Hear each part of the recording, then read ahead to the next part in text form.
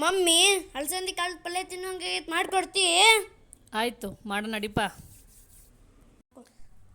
ಒಂದು ಗ್ಲಾಸಷ್ಟು ಅಲಸಂದಿ ಕಾಳು ತೊಗೊಂಡು ಕ್ಲೀನಾಗಿ ತೊಳ್ಕೊಂಡು ಕುಕ್ಕರಲ್ಲಿ ನೀರು ಹಾಕಿ 3 ವಿಸಿಲು ಬೇಯಿಸ್ಕೊಳ್ರಿ. ಆವಾಗ ಚೆಂದಾಗಿ ಬೆಂದಿರ್ತಾವ.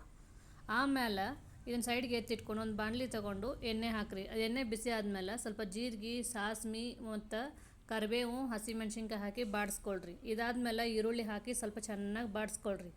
ನಂತರ ಇದಕ್ಕೆ ಒಂದಿಟ್ಟು ಟೊಮ್ಯಾಟೊ ಹಾಕ್ರಿ, ಅದನ್ನು ಬಾಡಿಸ್ಕೊಳ್ರಿ. ಈ ಬಾಡಿಸ್ಕೊಂಡಿರೋದಕ್ಕೆ ಅಲಸಂದಿ ಕಾಳನ್ನ ಮಿಕ್ಸ್ ಮಾಡ್ಕೊಳ್ರಿ. ಅಲಸಂದಿ ಕಾಳು ಮಿಕ್ಸ್ ಮಾಡಿಕೊಂಡು ರುಚಿಗೆ ತಕ್ಕಷ್ಟು ಉಪ್ಪು ಹಾಕ್ರಿ. ಸ್ವಲ್ಪ ಅಚ್ಚ ಖಾರದ ಪುಡಿ, ಅರಿಶಿನ ಪುಡಿ, ಧನಿಯಾ ಪುಡಿ, ಗರಂ ಮಸಾಲ ಹಾಕಿ ಮಿಕ್ಸ್ ಮಾಡ್ಕೊಳ್ರಿ. ಇದಾದಮೇಲೆ ಇದು ರೆಡಿಯಾಗಿರುತ್ತೆ. ಒಂದು ಸ್ವಲ್ಪ ನೀರು ಹಾಕಿ ಒಂದು 5 ನಿಮಿಷ ಬೇಯಕ್ಕೆ ಬಿಡ್ರಿ. ಬೆಂದಾದ್ಮೇಲೆ ಕೊನೆಗೆ ಕೊತ್ತಂಬರಿ ಸೊಪ್ಪಿಂದ ಮತ್ತು ಕೊಬ್ಬರಿ ಪೌಡ್ರಿಂದ ಅಲಂಕಾರ. ಈಗ ಇದು ರೆಡಿಯಾಗಿರ್ತೈತಿ. ಇದನ್ನು ಬಿಸಿ ರೊಟ್ಟಿ ಅಥವಾ ಚಪಾತಿ ಜೊತೆಗೆ ತಿನ್ನಿರಿ.